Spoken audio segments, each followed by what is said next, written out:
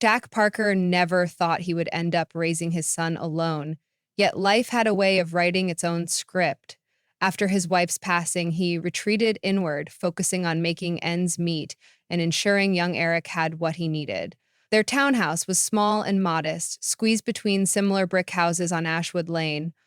It sat in an older, tight-knit neighborhood, though. In recent years, the neighborly sense of community had begun to wane. People who'd once chatted over fences and hosted cookouts in shared backyards were now more likely to keep to themselves behind curtains. As the months passed, Jack found himself missing both the closeness he had shared with his wife and the welcoming spirit he remembered from years ago. In a bid to reconnect with Eric and perhaps breathe some positivity into their lives, Jack decided to take on a small project, planting a tiny tree in their front yard. He didn't tell Eric about his plan at first. He wanted it to be a surprise, though partly he also worried his son might find the idea silly. 10-year-old Eric was quieter than most kids his age, as if he carried the weight of his mother's memory on his small shoulders. Jack, too, experienced that daily ache, a sense of loss that lingered even as he tried to put his best foot forward.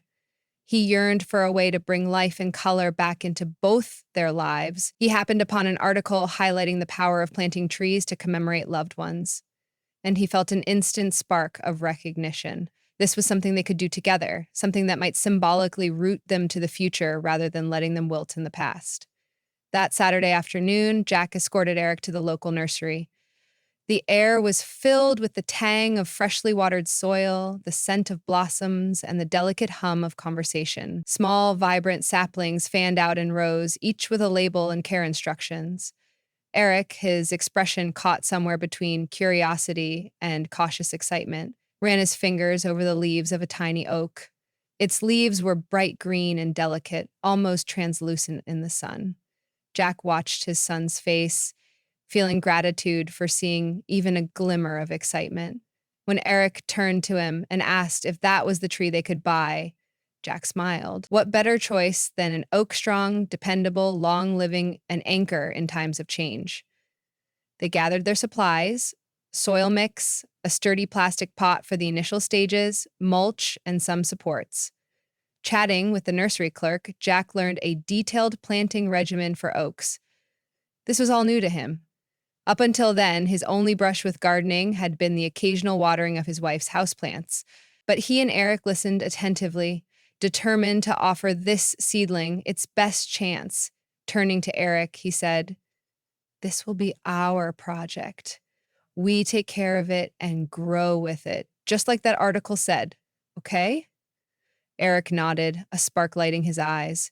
It was the first time in months Jack felt like he'd taken a real step toward helping his son heal. Back home, father and son scoured a small patch on the front lawn. The earth was uneven, scattered with pebbles, and the grass hadn't been properly maintained in a while. Eric knelt, picking out stray stones and clumps of old roots. They measured the spot to ensure the oak would have ample room to grow, with room to stretch its branches in the years ahead. Neighbors passing by paused in mild curiosity. Some offered polite nods, others simply glanced in passing. Jack sensed the understated interest, but minded his own tasks, hoping that the act of planting a tree might encourage some conversation eventually. They spent the rest of the afternoon tilling the ground, pushing away the old sod and mixing fresh soil. Jack made sure to explain every step to Eric: why they needed to soften the soil, how to test for adequate drainage, and how to measure the depth of the hole they'd dig. For Eric, this was a new world. Usually, he spent time indoors with his video games or reading quietly in his room. Being outdoors, getting his hands dirty, and working side by side with his father felt oddly affirming. When they placed the tiny oak tree into its new home, Jack and Eric took turns patting the soil around the trunk, ensuring it stood straight. They placed stakes and gently tied a brace around it, following the nursery's instructions for support. Finally, they nestled a circle of mulch around the base to hold in moisture. That evening, they stood back, examining their handiwork. The sapling was so small it barely reached Jack's chest, but to them it seemed like a monumental achievement. They didn't realize this humble act would soon shift something intangible in the atmosphere of Ashwood Lane. Over the next few days, whenever Eric came home from school, the first thing he did was check on the tree. He learned how to test the soil's moisture levels with his finger, practiced proper watering techniques, and even made a point of collecting the dead leaves that occasionally drifted around its trunk. Jack suggested they name the tree, and Eric decided on Hope. He insisted it made sense because oaks symbolized strength and resilience. If his mother were still with them, she would have loved such a name, something that exuded comfort and promise. Jack agreed wholeheartedly, finding unspoken significance in seeing a part of their future named so poignantly by his son. It wasn't long before some neighbors started sauntering over to admire Hope. Mrs. Barnes from across the street, a widow living alone with her cat, would watch them from her porch. One afternoon, she wandered across the street to see what all the fuss was about. She commended Eric on taking such good care of the tree. She chatted a bit with Jack about how her late husband had been a passionate gardener and how she missed the scent of fresh soil on his clothes. She told them if they ever needed gardening tips or some leftover fertilizer from her husband's stash, she'd be happy to share. Jack thanked her and felt a twinge of warmth, thinking about how the gestures of kindness among neighbors had been so rare recently. Soon after, on a bright morning, Mr. Collins from 2 doors down ambled over while Jack was watering the small oak. He was an older gentleman, slightly bent with age, usually keeping to himself. He complimented Jack on choosing an oak, remarking he once planted the same variety when he was young. They swapped stories about the joys of seeing something you plant persevere through seasons. It surprised Jack that the simple act of planting a tree was drawing these neighbors out of their private, closed-in worlds.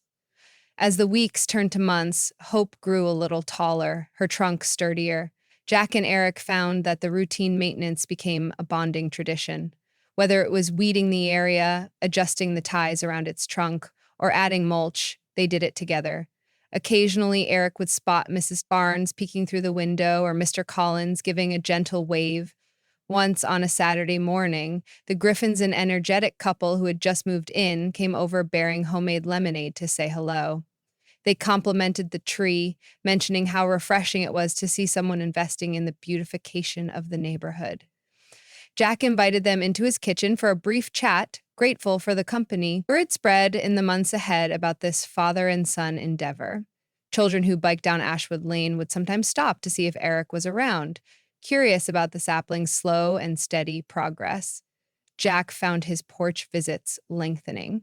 Instead of simply tossing a wave at passing neighbors, he engaged them, asking if they needed help clearing their overgrown shrubs or if they had any ideas for other ways to liven up the block. These small gestures spurred conversations that connected people who hadn't spoken to each other in years. Where a stoic hush once dominated, neighbors now hung planters from their railings, repainted their front steps, and even mulched flower beds. A gentle, collective awareness was growing. The sight of Hope in front of the Parker home reminded them they didn't have to live in isolation. One afternoon, shortly past the 1-year mark of planting Hope, Eric stood on the porch, gazing at the tree's newest leaves. Jack emerged from inside, 2 cups of lemonade in hand, and took a seat next to him. The branches of the oak swayed softly in the breeze, shimmering in the sunlight. Eric, now 11, had grown in parallel with the tree. The quiet sadness that once filled his eyes had softened, replaced by a careful optimism. Father and son shared a moment of contentment, accompanied by the natural hush of wind through leaves. Even without words, they both felt the significance. This symbol they had planted was now a living testament to both a cherished memory and a blossoming future. Despite the sense of renewed community, challenges arose. One stormy night, after heavy rains and fierce winds, Jack woke to the sound of snapping branches. Rushing outside, he found that the raging wind had bent Hope's slender trunk dangerously, straining the wires that held it upright. By morning, several neighbors had already gathered in front of Jack's house. Mr. Collins hobbled over with some wooden stakes. Mrs. Barnes, despite her fragile frame, brought twine and a small trolley filled with gardening tools. The Griffins contributed more mulch to firm up the base of the tree. Even passers-by pitched in, gathering around the battered sapling. With each person taking on a small role, they managed to upright Hope, reinforcing her trunk and protecting the fragile leaves from further damage. It was a sight Jack would never forget. people working in unison, spurred by a shared sense of responsibility for something that brought them together. Inspired by the outpouring of community spirit, Jack began discussing new ideas with neighbors. Soon, the notion of a community garden emerged. If the simple presence of one small oak could liven up the mood on Ashwood Lane, imagine what could happen if the entire block collaborated to grow vegetables, herbs, and flowers that anyone could enjoy. This time, it was Jack who took the lead, organizing a meeting in his living room. Chairs were borrowed from next door, and the living room was packed with individuals of varying ages, backgrounds, and experiences. Eric listened attentively, perched on the edge of the couch, beaming with pride at how their little project had snowballed into something so large. Over the following months, neighbors rallied to convert a vacant lot at the end of the block into a communal green space. Mrs. Barnes donated seeds of all kinds: tomatoes, peppers, basil, lavender, left over for her late husband's stash. The Griffins contributed wooden planks to create raised beds. Mr. Collins, who once had a small orchard, offered invaluable planting wisdom. Teenagers who initially shrugged at the idea found themselves enjoying the hands-on labor. Some hammered together benches, others dug soil and laid stone pathways. This Saturday, Jack and Eric would help coordinate tasks, ensuring that everyone had a role. Gradually, the once silent block was teeming with laughs, chatter, and the vibrant smell of freshly turned earth. Of course, there were moments of friction, disagreements about how to allocate space or which plants should receive priority. Some neighbors worried about insect infestations, while others had concerns about the safety of leaving tools in the lot. But every time tensions rose, someone would inevitably glance over at Hope, now a bit taller, with thicker branches, and simply remember why they were doing this in the first place. Arguments cooled to civil conversations, culminating in decisions that benefited the community as a whole. By the time late summer arrived, the community garden was filled with life. Rows of green peppers shimmered against bright tomato vines. Herbs like mint, oregano, and rosemary wafted aromatic breezes through the neighborhood. Children raced along the stone paths, occasionally weaving in and out of the raised beds under the watchful eyes of parents. On some weekends, neighbors set up a small farmers market of sorts, exchanging produce, providing cooking demonstrations, and even sharing recipes. It wasn't about making money, it was about building bonds. The momentum didn't stop there. Quiet, older neighbors who'd once hidden behind closed blinds and locked gates found themselves standing alongside young families, sipping lemonade and sharing memories of a time long past. A sense of nostalgia and renewal hung in the warm summer air. With the success of the garden, people now had reasons to linger outside, to greet each other warmly, to talk about small daily triumphs or struggles. Folks started looking out for one another's pets, collecting mail for neighbors who traveled, and offering to water each other's gardens in case of vacations. Hope in front of the Parker home continued to serve as a subtle, ever-present reminder. Small acts of care could bloom into something far larger than themselves. By the tree's second anniversary, the community garden was thriving, and Ashwood Lane glowed with friendly faces. Jack stood in the doorway, watching Eric, who was kneeling in front of Hope, carefully trimming away some tiny shoots that had appeared too close to the main trunk. It was late afternoon, the sun just beginning to descend, painting the street in golden hues. Jack marveled at his son's transformation. Eric's eyes, once clouded by sorrow, now brimmed with curiosity and compassion. As Eric finished trimming the shoots, he stood up and smiled at his father, a confident grin that said, "We did it." That week, the neighborhood association decided to organize a block party to celebrate the revitalized spirit of the community. Flyers were distributed, phone calls made, and soon nearly every resident on Ashwood Lane marked the evening in their calendars. On the day of the gathering, the block came alive in a feast of color and sound. Bunting and string lights stretched from one end of the street to the other. Tables overflowed with home-cooked dishes, from savory casseroles and barbecued meats to fresh salads brimming with the vegetables harvested from the communal garden. Children dashed about with chalk, scribbling artwork on sidewalks, and neighbors new and old mingled without any sense of awkwardness. Jack and Eric walked up and down the street, greeting everyone. When they reached the makeshift stage 2, large wooden pallets placed together, Jack was surprised by how many neighbors were volunteering to speak. They each took a moment to share something meaningful about the changes on Ashwood Lane. Some thanked everyone for the help during personal hardships. Others praised the sense of security that comes from community closeness. A few cracked jokes about how competitive herb growing had become, drawing laughter from all sides. Towards the end, a hush fell over the crowd as Mr. Collins approached the mic. He was the eldest on the street, known for his quiet humility. He cleared his throat and looked out over the gathering, his eyes shining.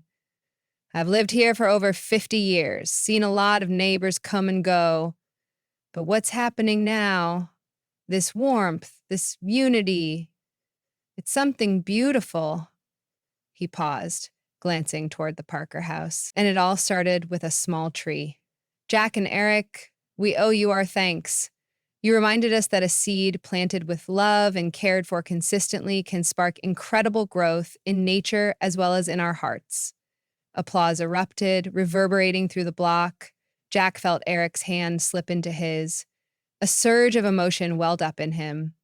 Equal parts gratitude, pride, and pure joy. He knew this moment would be forever etched in his memory, a testament to his resilience and his son's spirit. As twilight settled, lanterns and string lights bathed the street in a soft glow.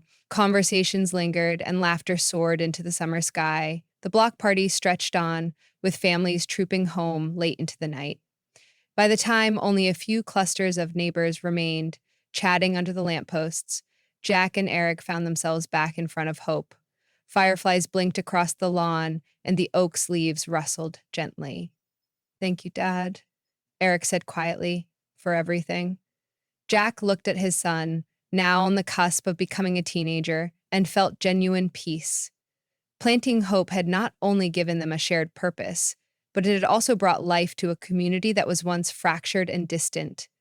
In a way, it felt as though his wife was present through all of this, lending her warmth to every conversation and every newly forged bond. In the days that followed, life returned to its stride, but with a different hum. People still hurried off to work and school, but they also took time to exchange small daily pleasantries. They shared recipes, asked about each other's families, made plans for new improvements to the community garden, and laughed about the friendly sabotage that might occur when tomato plants vied for the top spot as best produce. Children played hopscotch, jumped rope, and drew pictures of trees on the sidewalk with colorful chalks, all while carefully skipping around Hope's roots when they passed the Parker home. Each morning, Eric would step outside briefly, sometimes watering Hope or merely running a hand over its leaves, as if greeting an old friend. As the seasons cycled, the oak's trunk thickened and its canopy stretched wider. Jack continued to guide Eric in caring for it, but over time, Eric took on the responsibilities himself, proudly declaring it his personal mission. With every passing day, that small tree reminded them all that when people come together, even for something as humble as greening up a front yard, something magical can happen. Little gestures, nurtured with effort and kindness, can grow beyond expectations, forging connections and healing wounds that once seemed too deep. By the third year, the tree was stout enough that Eric could wrap an arm around its trunk, feeling genuine stability beneath its bark. In those early mornings just before sunrise, if Jack stood by the window and glimpsed Eric tending to those bright leaves, he would sometimes picture his son's future. Whether Eric wanted to become an engineer, a teacher, or a landscaper, Jack felt certain the boy would carry the lessons of that oak tree. Perseverance, empathy, and collaboration. The very essence of caring for something that starts fragile, only to watch it flourish under patience and care, was woven into Eric's spirit now. One crisp autumn day, before heading off to school, Eric hurriedly stuck a note to the refrigerator. Jack found it later and read the words that, though scrawled in the hasty handwriting of a middle schooler, carried profound sincerity. Love you, Dad. Thanks for showing me what hope really means. Tears came to Jack's eyes, and he stepped out onto the front porch, gazing at the oak. Its leaves were turning a soft gold, a shift that reminded him of the passing seasons, of the hardships and joys they had lived through. Yet, the tree remained, standing tall and resilient, a living testament to the power of small acts and the seeds of community they can sow. In the years to come, as neighbors moved in or out, one constant stood on Ashwood Lane, that oak tree, no longer tiny, anchoring them all. Residents referenced it proudly when giving directions. We're right near that big oak on the Parker lawn. They occasionally gathered around it during neighborhood events, stringing lights at Christmas or hanging ribbons on its branches for special celebrations. Children who had raced by it on bicycles grew into teenagers who introduced it to new friends. Folks took photographs in front of it, capturing memories of birthdays and graduations. Through it all, Jack and Eric's bond, forged during those early planting days, remained solid, even when the typical challenges of adolescence emerged. Whenever disagreements arose, whenever Eric felt the weight of teenage angst, or whenever Jack questioned how he was balancing single parenthood, they inevitably found themselves under Hope's branches, recalling that first day when father and son knelt in the dirt together. And somehow, every time, it anchored them. The day Eric left for college, he paused in front of the oak, suitcase in hand, and affectionately pressed his palm to its trunk. By then, some of the older neighbors had passed on and younger families had moved in, but still, the sense of unity lingered, woven into the block's identity. Jack stood on the porch, remembering how they'd once placed that tiny, gangly sapling into the ground with uncertain hearts. He felt a pang of tenderness, a flash of memory of his wife's laughter on the day they first moved into that home. He wished she could have seen how far they had come, but in some intangible way, he believed she was part of every moment, living in the breeze that stirred the leaves, in the love shared between father and son, and in the warmth that had spread throughout the neighborhood. And so, time marched onward, but the echoes of that small decision to plant a tiny oak in the front yard continued to ripple outward, reminding everyone on Ashwood Lane that even the smallest symbol of faith and cooperation can grow into an enduring legacy. Together, they had weathered storms, disagreements, and personal grief, uplifting one another through the simple, profound gift of caring for something that took root in their collective hearts. For Jack Parker, the greatest joy was seeing how one quiet act had changed not just his life or Eric's, but the lives of many. Even on days of doubt or sadness, all he had to do was step outside and rest his gaze on the oak's branches, dancing in the shifting sunlight.